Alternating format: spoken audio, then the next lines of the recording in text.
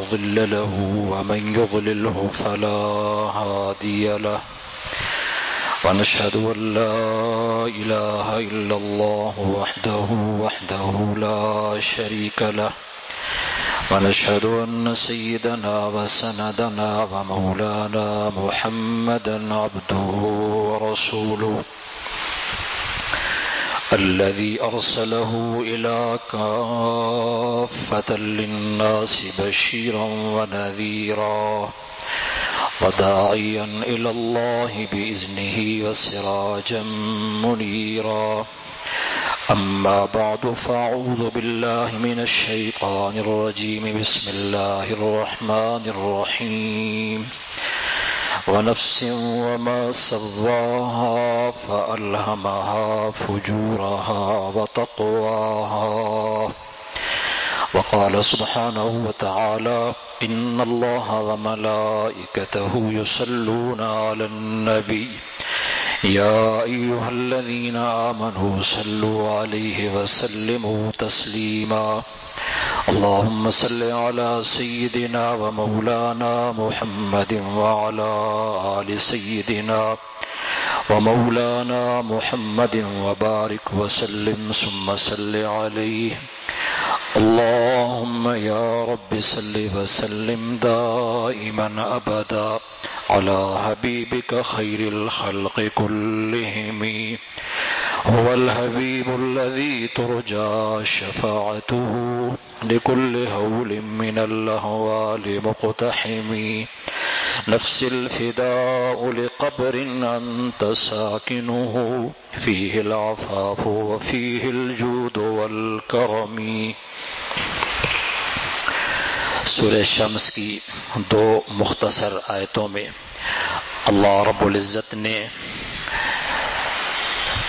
ایک عجیب انداز سے بات سمجھائی. اس سے پہلے قسمیں اٹھائیں، تقریباً 7 قسمیں اٹھا کے جواب قسم کے طور پہ فرمایا وَنَفْسٍ وَمَا سَوَّاهَا، قسم ہے انسان کی جان کی، انسان کے نفس کی، وَمَا سَوَّاهَا، اور اس کے بنانے والے کی. کتنا حسین بنایا اللہ رب العزت نے. آدمی تصور کرے، سوچے، اس سے زیادہ حسن جو اللہ رب العزت نے انسان کے چہرے کے لیے مقرر کیا ہو ہی نہیں سکتا. حسن وہی ہے جو خالق کا متعین ہے، ظاہری باطنی صفات سے مالا مال کیا. فَأَلْهَمَهَا فُجُورَهَا وَتَقْوَاهَا، اس کو سنوارنے کے بعد، بنانے کے بعد، حسن ظاہری اور باطنی دینے کے بعد الہمہا فجورہا وتقواہا، اسے 2 چیزوں کا الہام کیا، فجور کا بھی اور تقوی کے بھی. یوں کہیے یہ چاہے تو بہیمیت اور حیوانوں کی صف میں شامل ہونا چاہے تو راستہ کھلا ہوا ہے، چاہے تقوی کی راہ اختیار کر کے متقیوں کی صف میں چاہے تو اس میں شامل ہو سکتا ہے. الہمہا فجورہا وتقواہا، ہم نے اسے سجھایا، دکھایا، بتایا کہ 2 چیزیں ہیں، ایک ہے فجور اور ایک ہے تقوی. پھر ذرا غور کریں، فجور کا ذکر پہلے ہے، تقوی کا ذکر بعد میں ہے.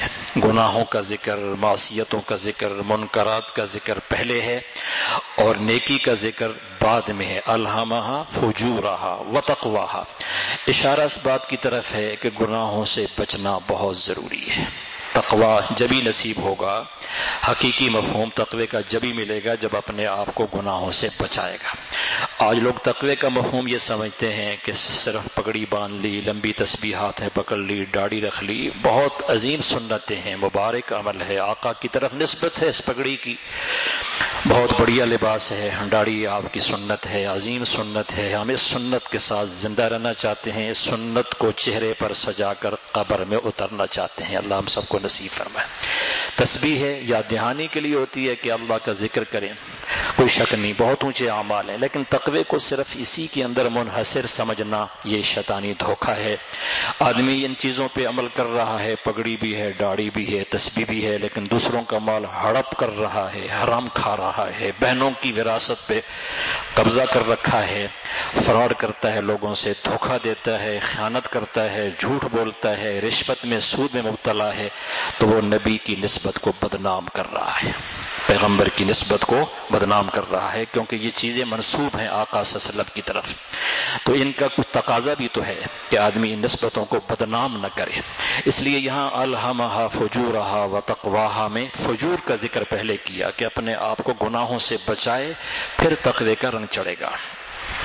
شریعت مطہرہ کے جو احکامات ہیں نا، ان کی دو قسمیں ہیں، خلاصہ بیان کیا جائے تو دو قسمیں، اوامر اور نواہی۔ کرنے کے کام کو ہم اوامر کہتے ہیں، اور جن سے روکنے کا حکم دیا ان کو نواہی کہتے ہیں، یہ کرو یہ نہ کرو۔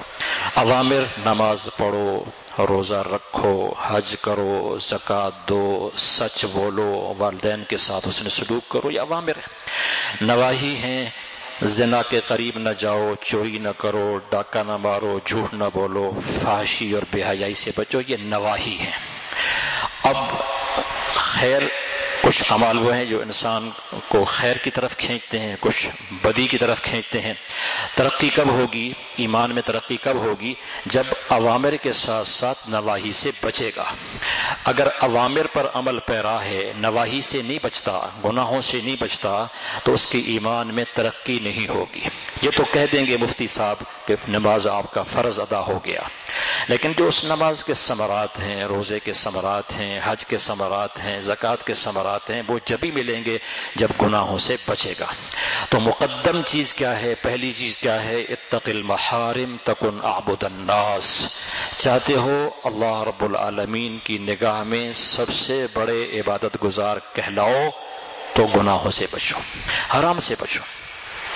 دیکھیں، کسی ڈاکٹر کے پاس آپ جاتے ہیں نا، تو وہ جب دوا دیتا ہے تو وہ بتاتا ہے کہ دیکھیں یہ دوا ہے اور یہ ہے پرہیز، یہ دوا ہے اور یہ ہے پرہیز، ان چیزوں سے پرہیز کرو گے تو دوا فائدہ دے گی۔ اور بسا اوقات آدمی اگر 100% پرہیز پر عمل کر لے تو آدھی بیماری تو ویسے ہی چلی جاتی ہے۔ پرہیز اہم ہے، دوا جب فائدہ دے گی۔ شریعت مطہرہ میں بھی جو کرنے کے کام ہے نا، یہ دوا ہے، دوا، اور جن سے بچنے کا کہا گیا یہ پرہیز ہے، پرہیز۔ تو جب پرہیز نہیں کرے گا تو دوا فائدہ نہیں دے گی۔ ایک تاجر ہے، مارکیٹ میں، بازار میں سرمایہ لے کر قدم رکھتا ہے، تو اس کی پہلی خواہش کیا ہوتی ہے؟ یار نقصان نہ ہو۔ پہلا سٹیپ کیا ہوتا ہے؟ نقصان سے بچ جاؤں۔ اس کے بعد پھر اگلا مرحلہ آتا ہے نفع ملے۔ ہمارے ہاں فقہا کہتے ہیں دفع مضرت جلب منفعت سے اہم ہے۔ دفع مضرت، نقصان سے بچنا، جلب منفعت، نفع حاصل کرنے سے اہم ہے۔ پہلی کوشش یہ ہو کہ سرمایہ محفوظ رہے، سرمایہ ڈوب گیا تو نفع کہاں سے ہوگا؟ تو نقصان سے بچے گا، پھر اگلی کوشش کہ نفع حاصل ہو۔ ایسے ہی مومن کو اوامر پر عمل کرنے سے پہلے ان گناہوں سے بچنا ہوگا، بچے گا تو اس کے ثمرات زندگی میں پائے گا، دیکھے گا، راحت کی شکل میں، سکون کی شکل میں، حیات طیبہ کی شکل میں، اور آخرت میں عیش و عشرت والی ہمیشہ کی جاودانی اور ابدی زندگی کی شکل میں۔ پھر خاص طور پر جو منکرات ہیں نا، منکرات، جن منکرات سے بچنے کا حکم دیا، اس کے پھر دو درجے ہیں۔ ایک تو بڑا منکر ہے جس سے بچنے کا کہا، اور ایک اس منکر تک، اس گناہ تک، اس معصیت تک پہنچنے کا جو سبب ہے، جو ذریعہ ہے، جو وسیلہ ہے، کہا اس سے بھی رکو، اس سے بھی روکو۔ بالکل ایسے جیسے ایک آدمی جانور چرا رہا ہے کسی کی چراگاہ کے قریب، تو خطرہ ہے کہ اگر اس نے حفاظت نہ کی تو کہا دور چراؤ بھائی، چراگاہ کے اندر گھس جائیں گے، کسی کی چراگاہ میں یہ گھس جائیں گے، اس کا نقصان کریں گے۔ ایسے ہی اللہ رب العزت کی بتائی ہوئی حدود ہیں، جیسے اس چراگاہ کی ایک حد ہے کہ یہ جانور اس چراگاہ میں نہیں جانے چاہیے، جائیں گے تو مالک بھی ناراض ہوگا، جائیں گے تو وہ حرام کھائیں گے، حرام کھائیں گے تو اس سے آپ دودھ حاصل کریں گے، گوشت حاصل کریں گے، اس کا اثر اس پہ آئے گا۔ تو کہا کہ حرام بھی واضح ہے، حلال بھی واضح ہے، کچھ چیزیں مشتبہ ہیں، مشتبہ چیزوں سے بھی بچو۔ جیسے چرواہا ان جانوروں کو اس گھاس سے بچاتا ہے جو اس کے مالک کی نہیں ہے، کسی اور کی ہے، ظاہر ہے وہ اس میں منہ ماریں گے تو حرام میں مبتلا ہو جائیں گے۔ ایسی کا اللہ پاک کی بتائی ہوئی کچھ حدود ہیں، آؤٹ آف باؤنڈ ایریا ہے، اس سے ایک طرف رہو. قریب جاؤ گے نا تو خطرہ ہے کہ کہیں بڑے گناہ کے اندر مبتلا نہ ہو جاؤ. جتنی محرمات ہیں محرمات یہ اللہ کی حدود ہیں، حد بندی کر دی کہ یہ محرمات ہیں، اس سے پرے پرے رہو. اس کے قریب آؤ گے خطرہ ہے کہ اس کے اندر مبتلا نہ ہو جاؤ، حرام کے اندر مبتلا نہ ہو جاؤ. جیسے حضرت آدم علیہ السلام کو حضرت حوا کو حکم تو یہ دینا تھا کہ اس درخت کا پھل نہیں کھانا، لیکن کیا کہا کیا؟ وَلَا تَقْرَبَا هَذِهِ الشَّجَرَةَ، قریب بھی نہ جانا. قریب جاؤ گے تو خطرہ ہے کہ لغزش ہو جائے گی، پھسل جاؤ گے، مبتلا نہ ہو جاؤ، اللہ کا حکم ٹوٹ نہ جائے. ایسا ہی ہوا، شیطان نے ورغلایا، فَأَزَلَّهُمَ الشَّيْطَانُ، پھسل گئے. نبی معصوم ہوتا ہے، قصدن گناہ نہیں کرتا. بارش ہوئے، کیچڑ ہے، آپ چل رہے ہیں، چلتے چلتے پھسل گئے تو اس کو کیا کہتے ہیں؟ زلت. جان بوجھ کے کوئی نہیں گرا، پھسل گیا، گر گیا. انبیاء علیہ السلام کی لغزشوں کو قرآن کریم نے زلت سے تعبیر کیا، فَأَزَلَّهُمَ الشَّيْطَانُ. تو پہلے روکنے کے لیے کیا فرمایا؟ لا تقربا، قریب بھی نہ جانا. تو کیا مطلب کہ اس سے بچ جاؤ. جو بڑا گناہ ہے اس سے بچنے کے لیے اس تک پہنچنے کے جو وسائل ہیں، ذرائع ہیں، اس پہ عمل کرو گے تو اس سے بچو گے. لا تقربوا الزنا ہے نا قرآن کریم میں. زنا سے تو روکا ہی روکا، اصل منکر تو زنا ہے، بدی ہے، بے حیائی ہے، بدکاری ہے. اس سے روکنے کے لیے حکم کیا دیا؟ لا تقربوا، قریب بھی نہ جاؤ. زنا سے بھی بچنا ہے اور وہ چیزیں جو زنا کی طرف دعوت دیتی ہیں ان سے بھی بچنا ہے. زنا بھی حرام ہے اور جو چیزیں اس زنا اور بدکاری کی طرف لے جانے والی ہیں وہ بھی حرام ہیں. کیوں؟ انہ کان فاحشہ، بہت بے حیائی والا عمل ہے. بے حیائی کی تعریف مختصر لفظوں میں اس کا خلاصہ کیا ہے کہ انسانیت کے جامے سے باہر آ جائے.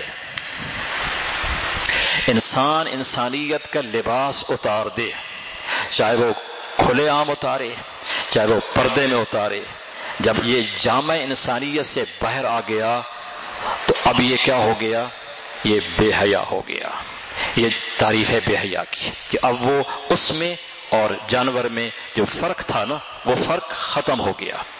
آج کی دنیا میں تو اس مثال کو سمجھنا بہت آسان ہے، آنکھوں سے دیکھ رہے ہیں. دنیا میں یہ جو اس وقت موذی بیماریاں اور وائرس کی شکل میں ہم پر ایک عذاب مسلط ہے، اس کے پیچھے سب سے بڑی وجہ یہ بے حیائی، فحاشی اور ریانی ہے. قرآن تو بھرا پڑا ہے بھائی، حدیث کا ذخیرہ تو بھرا پڑا ہے، اکابر کی باتیں، اسلاف کی باتیں، صحابہ کے اقوال. آج تو بار غیر مسلموں کی زبان پر بھی سچ آ ہی گیا. یہ برطانیہ کا شہزادہ، اس نے کہا اس وائرس کا تعلق ہماری تہذیب سے ہے، ہمارے اقدار سے ہے.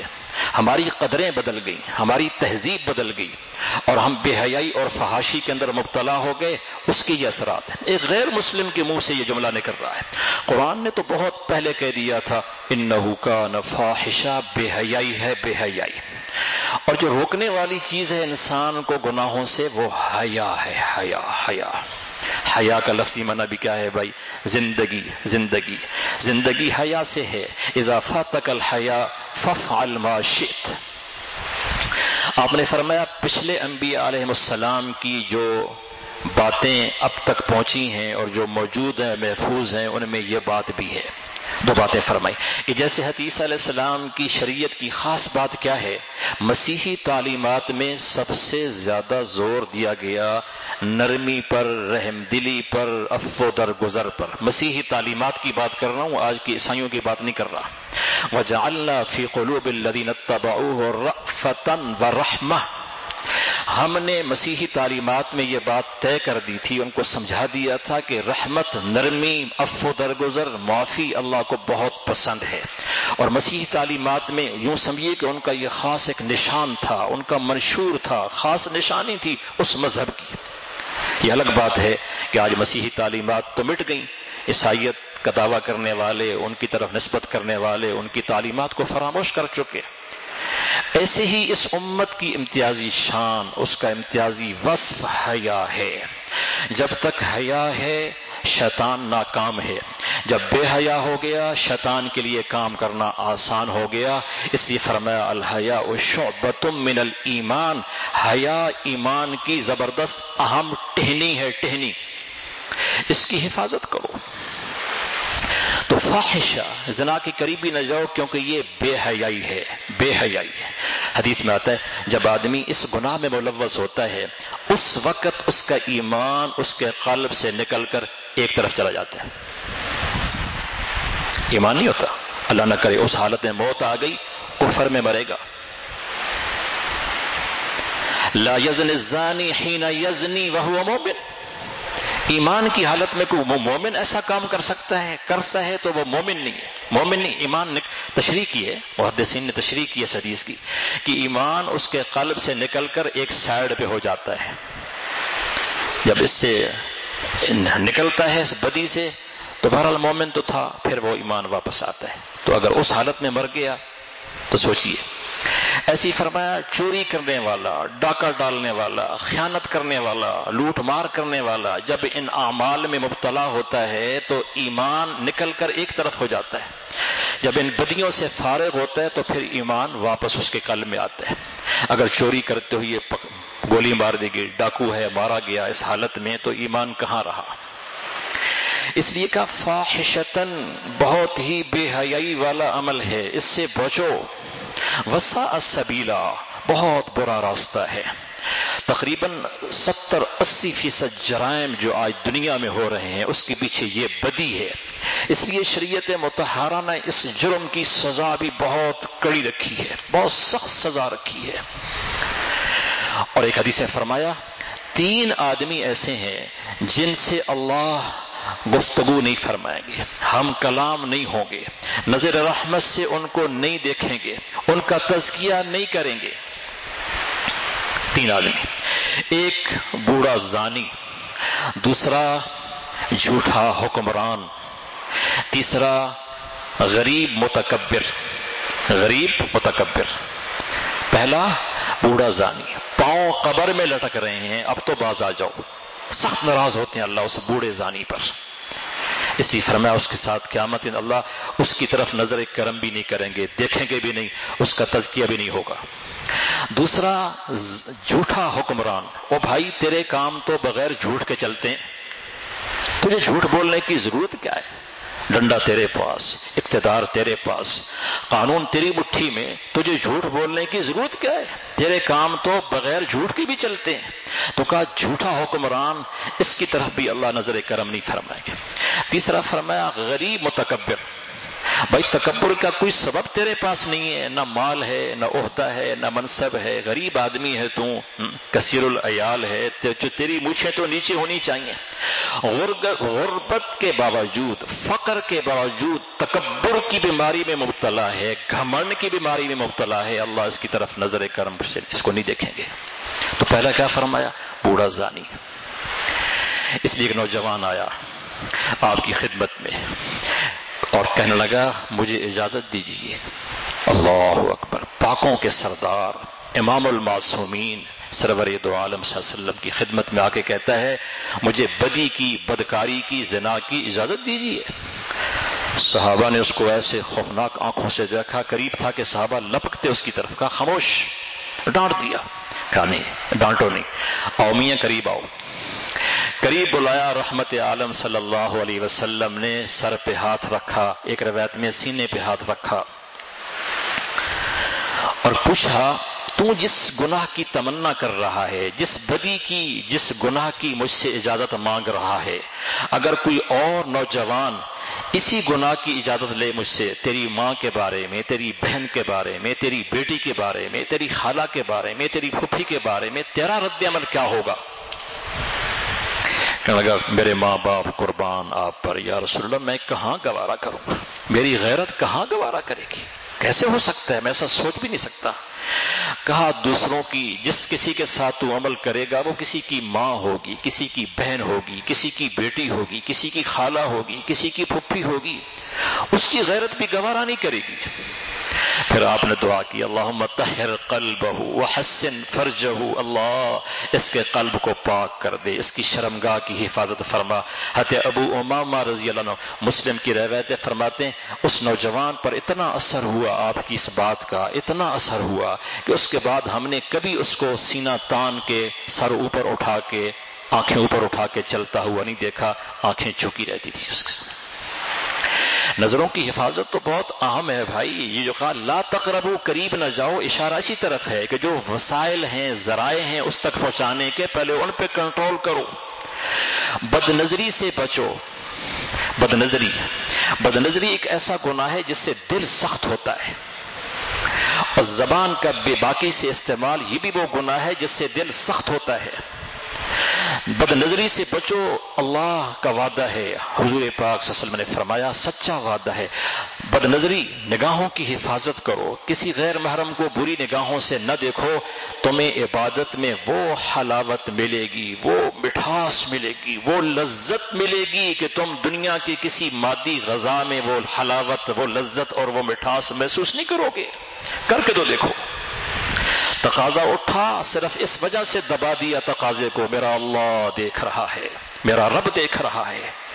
اس کو کچلنے پر، اس تقاضے کو دبانے پر انعام نقد کیا مل رہا ہے دنیا میں؟ نقد یہ مل رہا ہے عبادت میں حلاوت، تلاوت میں مزہ، نماز میں مزہ، دعا کے لیے ہاتھ اٹھا رہا ہے مانگتا ہی چلا جاؤں، ہاتھ نیچے آتے نہیں ہے، مسلسل مانگ رہا ہے، تو عبادت میں حلاوت اور لذت اللہ اس کو نصیب فرمائے گا۔ تو یہ بڑا گناہ تو زنا تھا، اس سے پہلے جو اس کے وسائل تھے، ذرائع تھے، ان سے روکو۔ نگاہوں کی حفاظت کرو، نامحرم کو چھوؤ نہیں، اس کی باتیں سننے میں دلچسپی نہ پیدا کرو، اس سے بے باکانہ اختلاط نہ ہو۔ اختلاط کا اثر آپ دیکھ رہے ہیں ہمارے اس ملک کی وطن عزیز کی ایک بچی کا کل بیان آپ سب نے پڑھا ہوگا سوشل میڈیا پہ، کیا نام ہے پتہ نہیں، ملالہ کیا نام ہے، کہتی ہے نکاح کی ضرورت کیا ہے، شادی کی ضرورت کیا ہے، کوئی ضرورت نہیں اس کی۔ اب اس کو یہاں سے اٹھا کے یہ لے اس لیے گئے، مسلمانوں کی اولاد، مسلمانوں کی نسل، مسلمانوں کے دل دماغ میں یہ فحاشی اور بے حیائی کے جراثیم ڈالنے کے لیے اس طرح ایک مسلمان گھر میں پیدا ہونے والی بچی کی زبان سے یہ بات آ رہی ہے۔ ضرورت کیا ہے؟ جب نکاح کے بغیر خواہشیں پوری ہو رہی ہیں تو نکاح کی ضرورت کیا ہے؟ وَلَا تَقْرَبُوا الزِّنَا کہہ کر اشارہ کر دیا کہ جتنے بھی بدی کے وسائل ہیں، گناہ ہیں، ان سے اپنے آپ کو روکا، عورت کو حکم دیا۔ اللہ اکبر۔ فرض نماز کی اجازت مانگتی ہیں ام حمید ساعدیہ رضی اللہ عنہ، خاتون ہیں، صحابیہ ہیں۔ شروع میں عورتیں مسجد نبوی میں آ کر باقاعدہ جماعت کے ساتھ نماز پڑھتی تھیں، پہلے مردوں کی صفیں ہوتی تھیں، پھر پیچھے عورتوں کی صفیں ہوتی تھیں۔ پردے کا جب حکم آیا تو روک دیا گیا کہ گھروں میں نماز پڑھو، اللہ تمہیں وہی اجر دیں گے۔ تو ایک خاتون نے اپنی خواہش ظاہر کی، ام حمید ساعدیہ رضی اللہ عنہ، بخاری میں یہ واقعہ موجود ہے، مسلم میں موجود ہے۔ یا رسول اللہ، دل چاہتا ہے مسجد نبوی میں آ کر آپ کے پیچھے نماز پڑھو۔ کیسی پیاری خواہش ہے، کس امام کے پیچھے؟ امام الانبیاء کے پیچھے۔ کون سی مسجد؟ مسجد نبوی، جس میں ایک نماز پڑھنے کا ثواب 1000 کے برابر، 1000 نمازوں کے برابر ثواب۔ صحیح روایت ہے، یہ 50,000 والی روایت نہیں مشہور ہے لیکن صحیح روایت ہے، 1000 نمازوں کا ثواب اللہ اسے عطا فرماتے ہیں جو مسجد نبوی میں نماز پڑھتا ہے۔ کون سی جماعت؟ جس جماعت میں مقتدی کون ہے؟ فرشتہ صفت صحابہ، جن کو قرآن نے سرٹیفکیٹ بانٹے، ہم المفلحون، ہم المتقون، ہم الراشدون، محسنین، حزب اللہ، میری جماعت، میری پارٹی، ایسی جماعت، ایسے مقتدی، ان مقتدیوں میں شامل ہو کر مسجد نبوی میں امام الانبیاء کے پیچھے فرض نماز میں شریک ہونے کی اجازت طلب کی ام حمید ساعدیہ نے۔ خیر کا زمانہ ہے، خیر القرون کا زمانہ ہے، خیر القرون قرنی ثم الذین یلونہم ثم الذین یلونہم، سب سے ترقی یافتہ زمانہ میرے آقا سرور دو عالم صلی اللہ علیہ وسلم کا۔ یہ ترقی ہے جو ہم دیکھ رہے ہیں، بیڑا غرق ہو گیا روحانیت کا، تہذیبیں بدل گئیں، اقدار بدل گئے، واپس پھر دور جاہلیت میں داخل ہو چکے۔ اعتراف کرو، مانو۔ وَلَا تَبَرَّجْنَ تَبَرُّجَ الْجَاهِلِيَّةِ الْأُولَى، پردے کے احکامات جہاں آئے تھے نا، تو اس وقت قرآن نے کہا تھا ایسا نہ ہو کہ تم واپس دور جاہلیت میں پھر داخل ہو جاؤ۔ وہ دور آج آ چکا ہے بھائیوں، بالکل آ چکا ہے۔ اس سے بھی بدتر دور آ چکا ہے۔ آج کھلم کھلا بے حیائی، فحاشی، عریانی ہوا پانی کی طرح عام ہو گئی، ہوا پانی کی طرح، اور اس پر فخر، یہ کوئی عیب کی بات نہیں رہی۔ تو یہ دور پڑھا لکھا دور ہے، ترقی یافتہ دور ہے، جہالت کا دور ہے۔ انسان نہ رہے، اس سے بڑا دور جاہلیت کیا ہوتا ہے؟ میرے آقا کی سب سے بڑی کامیابی یہ ہے کہ 23 سالہ دور نبوت میں انسانوں کو انسان بنایا، اور یہ کام سب سے مشکل ہے۔ فیکٹریاں بنانا آسان ہے، ملیں بنانا آسان ہے، سائنس ٹیکنالوجی میں پروان چڑھنا آسان ہے، ایٹم بم بنانا آسان ہے، انسان کو انسان بنانا مشکل ہے۔ یہ مشکل کام آپ نے کیا۔ خیر القرون کا زمانہ، بہترین زمانہ آپ کا زمانہ، اس مبارک زمانے میں وہ خاتون خواہش ظاہر کرتی ہے، دل چاہتا ہے آپ کے پیچھے آ کر نماز پڑھوں مسجد نبوی میں صحابہ کے ساتھ شامل ہو کر۔ تو آپ نے کیا جواب دیا؟ صلاتک فی بیتک خیر من صلاتک فی مسجدی، میری مسجد میں نماز پڑھنے سے، میرے پیچھے نماز پڑھنے سے، ان مقتدیوں میں شامل ہو کر نماز پڑھنے سے تیرے لیے بہتر یہ ہے تو گھر میں نماز پڑھ۔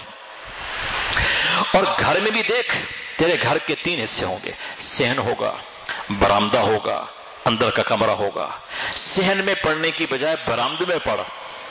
صحن میں پڑھے گی، خلا میں فضا میں کسی کی نظر پڑ جائے، برآمدے میں پڑھ۔ اور اگر برآمدے میں کے بجائے بھی اندر کوئی اور کوٹھی ہے جہاں پردہ بڑھتا چلا جا رہا ہے تو وہاں پڑھ، تیری نماز کا اجر و ثواب بڑھ جائے گا۔ اس خاتون کو جو طیبہ طاہرہ خاتون، صحابہ معصوم تو نہیں ہیں، صحابیات معصوم تو نہیں ہیں، لیکن محفوظ ہیں، اللہ نے ان کی حفاظت کی ہے، اللہ نے ان کو گناہوں سے بچایا ہے۔ زینہ فی قلوبکم، کیا کہا؟ کرہ الیکم الکفر والفسوق والعصیان، ایمان ان کے قلوب میں سجا دیا، کفر اور معصیت کی نفرت ان کے دلوں میں بھر دی۔ تو آپ نے منع کر دیا، کیوں؟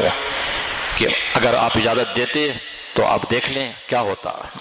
آج ہم اس چیز کو جواز بناتے ہیں کہ عورتیں بازاروں میں پھر رہی ہیں تو مسجد میں بھی وہ بھائی بدی کو بہانہ بنا کر، وہ تو غلط کام کر رہی ہیں، اس کو جواز بنا کر اجازت دے دی جائے۔ تراویح میں بعض حضرات گنجائش دیتے ہیں کہ ٹھیک ہے قرآن سننے کی نیت سے، چونکہ وہ گھروں میں سستی ہوتی ہے، غفلت ہوتی ہے، بعض حضرات کی رائے کہ بھائی ٹھیک ہے اجازت دو۔ فرائض کے لیے جمعہ فرض نہیں ہے عورت پر، عید کی نماز فرض نہیں ہے عورت کے اوپر، مسجد کے اندر حاضری، یہ سارا ثواب اللہ اس کو گھر میں دے رہے ہیں، عورت کو گھر کی ملکہ بنایا۔ یہ سارے کیوں احکامات دیے؟ تاکہ ایمان والے، ایمان والیاں اس بڑے گناہ سے بچ جائیں جس کو زنا کہا، ولا تقربوا الزنا، قریب بھی نہ جانا، کیونکہ یہ وہ چیزیں ہیں ساری کی ساری جو تمہیں اس بڑی بدی کے قریب لے جائیں گی۔ تو اللہ بات سمجھنے کی توفیق نصیب فرمائے کہ منکرات سے تو بچنا ہی بچنا ہے، گناہوں سے تو بچنا ہی بچنا ہے تاکہ تقوی نصیب ہو۔ منکرات تک پہنچنے کے جو ذرائع ہیں، جو وسائل ہیں، ان سے بھی بچنے کی فکر اللہ سے مانگنا، اللہ ہماری حفاظت فرما ان وسائل سے بھی، ان دوائی سے جو دائی ہیں اس بڑے گناہ تک پہنچنے کی۔